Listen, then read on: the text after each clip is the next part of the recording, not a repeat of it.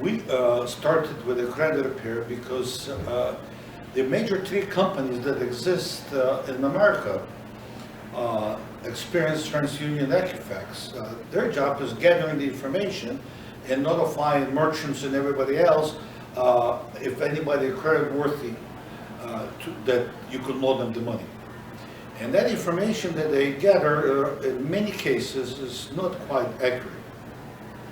And I figured there had to be another way to help people and fight with those agencies that provide good information. We in Roseville, right across from Galleria Mall where we're located, we really decided to use a credit base, help people with credit, because in addition, in the same building, we provide other services. What makes us stand up to this, if you Google, you'll find a lot of credit companies that attempt to work on credit repair. To us, we need to fix the credit because other service that we provide, you can get it in the same facility. For example, as soon as we help you with the credit, you might want to get a car. You might want to get a personal loan. You might want to open a business. And anything you do requires some money help. So we have another company in the same facility that as soon as your credit improves to the level that you can move forward, the other company picks you up and it helps you with a car, truck, personal loan, home. We also get you a home. With no money down, get you a first-time buyer. As long as, obviously, if you have a job and you're renting, you could buy it. Because if you have bad credit, we'll fix the credit. The only thing you have to do is have a job. And we'll get you a house in the same facility. So our goal is to help people to fix credit. We want fast. As fast as we fix your credit, there's better opportunities we'll have to accommodate you with other services. So that's something that we stand up compared to other companies that strictly work on credit. And they could take a long time. There's some companies could work with you on credit for years. For us, it's a totally different picture. We would like to fix people credit between 3 to 6 months. That's basic time length that we work with our customers. What do we do? How do we do it? We really study to figure out how legally to go through proper steps that we could dispute the negative charges with each merchant in each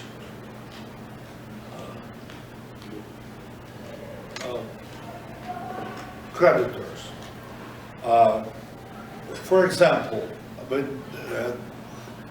when you have some negative on your credit, let's talk about what type of negative can be on your credit. Any of you know what type of negative? We'll have it later, the question and answer, so you could ask me questions. But I'll tell you what type of negative average person might have. If you have credit cards, you could have lates. Credit Bureau reports 30, 60, 90 to up to 120 days late.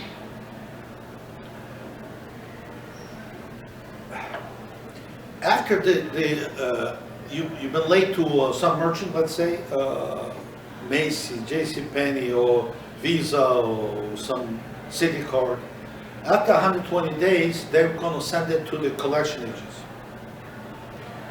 Collection agency will have their job is like they're buying this account, and to them is how fast they can recover some money, because they get paid accordingly of how much money they recover. In many cases, the debt that you have, it stays. You probably wonder how long all this bad negative stays on your credit, right? Any of you have an idea? 7 years. Some of them 7, some of them 10. The longest is 10 years. 10 years is mostly bankruptcy. That stays on your credit. Most of the collections stays 5 years. But some people, a lot of people don't know about it, and a lot of those collections stay for 10, even 15 years. because those collection agencies are getting quite smart and they sell it to each other. And as soon as they sell it, the new collection agency, the clock starts ticking from the day they purchased the negative account. That's actually illegal, because the day you stop paying it and the creditor find you that you are non-collectible funds, that's when the clock should start ticking. So, but a lot of people don't know, they come in and the statute of limitation on collection 5 years.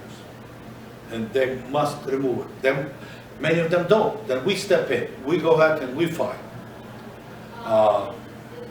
There's two different, that we see two different bankruptcies that we see in the credit world.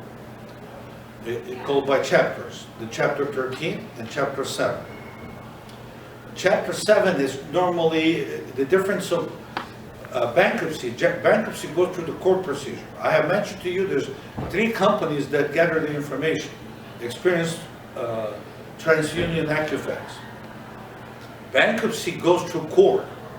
They bypass, they're still going to give that information, but to object to a bankruptcy in attempt to remove a bankruptcy from your credit report, we must go back to court, because that's who reported to those 3 agencies, and they reported on your credit history. So bankruptcy, the chapter 13 could be open to some people for 5 to 7 years. Could be open. That means it hasn't been closed. The reason for that is that bankruptcy 13, it's called a repayment form. It means the consumer said, I'm not capable to handle my bills, and the court said, okay, we'll help you. We'll look at your income, we'll look at your outgo, and we'll determine who we pay and how much.